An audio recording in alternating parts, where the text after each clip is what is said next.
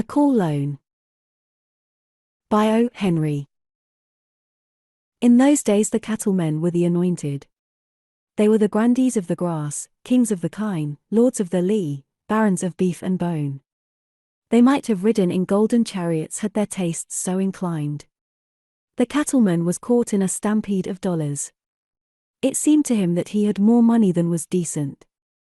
But when he had bought a watch with precious stones set in the case so large that they hurt his ribs, and a California saddle with silver nails and Angora skin suaderos, and ordered everybody up to the bar for whiskey, what else was there for him to spend money for? Not so circumscribed in expedient for the reduction of surplus wealth were those lairds of the lariat who had womenfolk to their name. In the breast of the rib-sprung sex the genius of purse lightening may slumber through years of inopportunity, but never, my brothers, does it become extinct.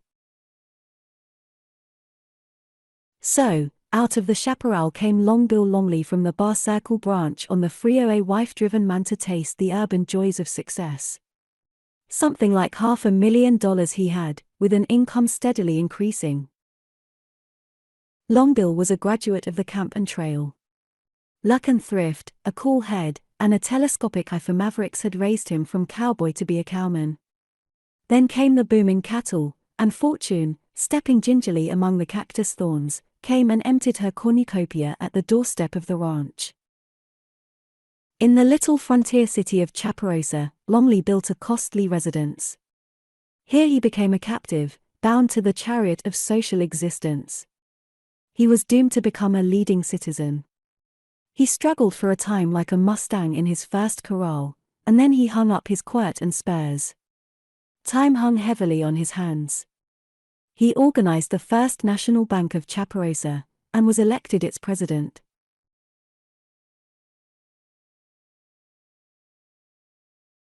One day a dyspeptic man, wearing double magnifying glasses, inserted an official-looking card between the bars of the cashier's window of the First National Bank.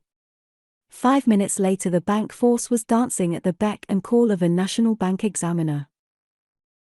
This examiner, Mr. J. Edgar Todd, proved to be a thorough one.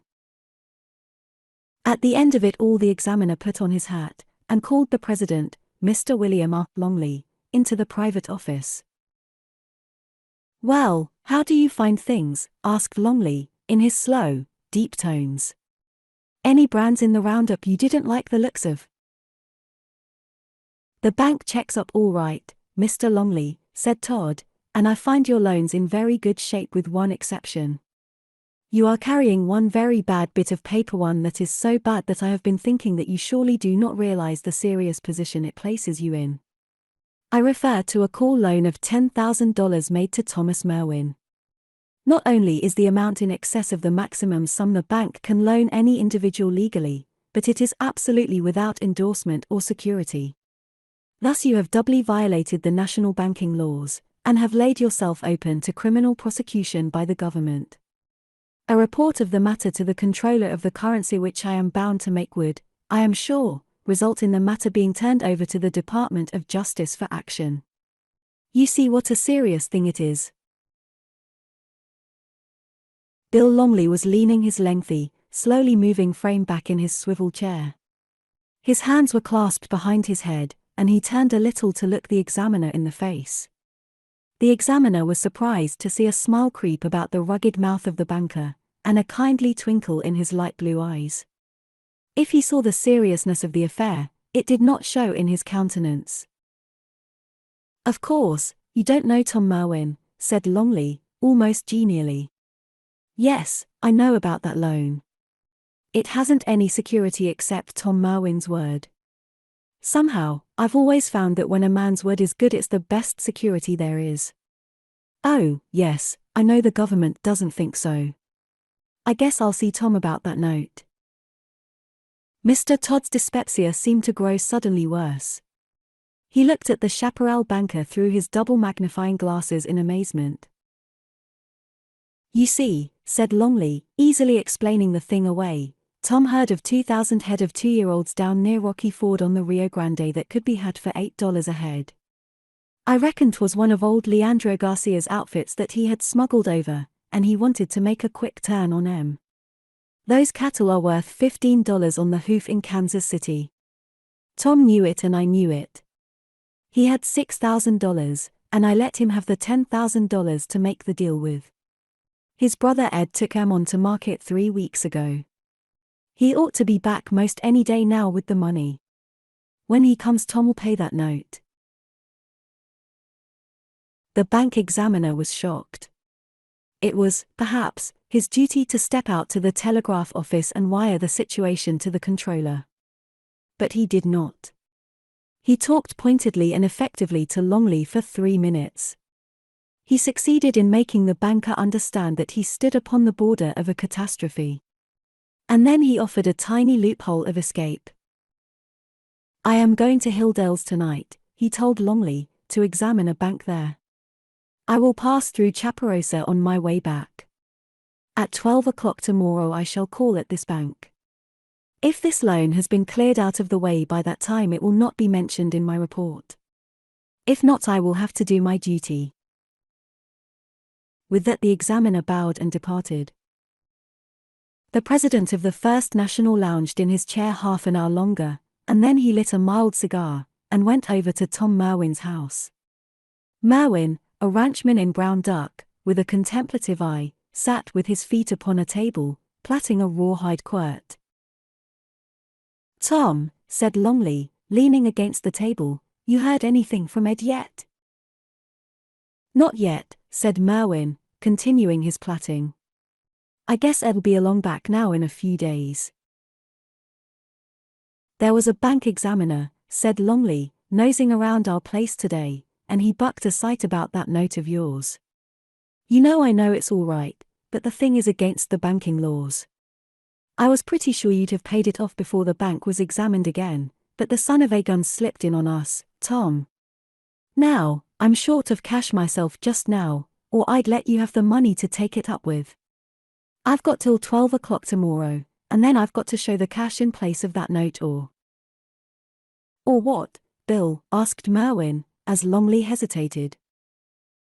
"Well, I suppose it means be jumped on with both of Uncle Sam's feet." "I'll try to raise the money for you on time," said Merwin, interested in his plaiting. "All right, Tom," concluded Longley, as he turned toward the door, "I knew you would if you could." Merwin threw down his whip and went to the only other bank in town, a private one, run by Cooper and Craig. "Cooper," he said, to the partner by that name, "I've got to have $10,000 today or tomorrow. I've got a house and lot there that's worth about $6,000 and that's all the actual collateral. But I've got a cattle deal on that's sure to bring me in more than that much profit within a few days." Cooper began to cough. "Now, for God's sake don't say no," said Merwin. "I owe that much money on a call loan. It's been called, and the man that called it is a man I've laid on the same blanket with in cow camps and ranger camps for 10 years. He can call anything I've got. He can call the blood out of my veins and it'll come. He's got to have the money. He's in a devil of a well, he needs the money, and I've got to get it for him. You know my word's good, Cooper." "No doubt of it," assented Cooper, urbanely, "but I've a partner, you know. I'm not free in making loans. And even if you had the best security in your hands, Merwin, we couldn't accommodate you in less than a week. We're just making a shipment of $15,000 to Meyer Brothers in Rockdale, to buy cotton with. It goes down on the narrow gauge tonight. That leaves our cash quite short at present. Sorry we can't arrange it for you." Merwin went back to his little bare office and plaited at his quirt again. About 4 o'clock in the afternoon he went to the First National Bank and leaned over the railing of Longley's desk. "I'll try to get that money for you tonight, I mean tomorrow, Bill." "All right, Tom," said Longley quietly. At 9 o'clock that night Tom Merwin stepped cautiously out of the small frame house in which he lived. It was near the edge of the little town, and few citizens were in the neighborhood at that hour. Merwin wore 2 six-shooters in a belt, and a slouch hat. He moved swiftly down a lonely street, and then followed the sandy road that ran parallel to the narrow gauge track until he reached the water tank, 2 miles below the town. There Tom Merwin stopped, tied a black silk handkerchief about the lower part of his face, and pulled his hat down low. In 10 minutes the night train for Rockdale pulled up at the tank, having come from Chaparosa. With a gun in each hand, Merwin raised himself from behind a clump of chaparral and started for the engine. But before he had taken 3 steps, 2 long, strong arms clasped him from behind, and he was lifted from his feet and thrown, face downward upon the grass. There was a heavy knee pressing against his back, and an iron hand grasping each of his wrists. He was held thus, like a child, until the engine had taken water, and until the train had moved, with accelerating speed, out of sight.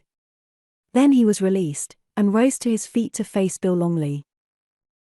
"The case never needed to be fixed up this way, Tom," said Longley. "I saw Cooper this evening, and he told me what you and him talked about. Then I went down to your house tonight and saw you come out with your guns on, and I followed you. Let's go back, Tom." They walked away together, side by side.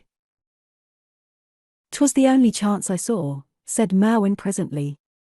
"You called your loan, and I tried to answer you. Now, what'll you do, Bill, if they sock it to you?" "What would you have done if they'd socked it to you?" was the answer Longley made. "I never thought I'd lay in a bush to stick up a train," remarked Merwin, "but a call loan's different. A call's a call with me. We've got 12 hours yet, Bill, before this spy jumps onto you. We've got to raise them spondulics somehow. Maybe we can grate Sam Houston. Do you hear that?" Merwin broke into a run, and Longley kept with him, hearing only a rather pleasing whistle somewhere in the night rendering the lugubrious air of the cowboy's lament. "It's the only tune he knows," shouted Merwin, as he ran. "I'll bet." They were at the door of Merwin's house. He kicked it open and fell over an old valise lying in the middle of the floor. A sunburned, firm-jawed youth, stained by travel, lay upon the bed puffing at a brown cigarette. "What's the word, Ed?" gasped Merwin. So, drawled that capable youngster. "Just got in on the 9:30. Sold the bunch for 15, straight. Now, buddy, you want to quit kicking a valise around that's got $29,000 in greenbacks in its innards.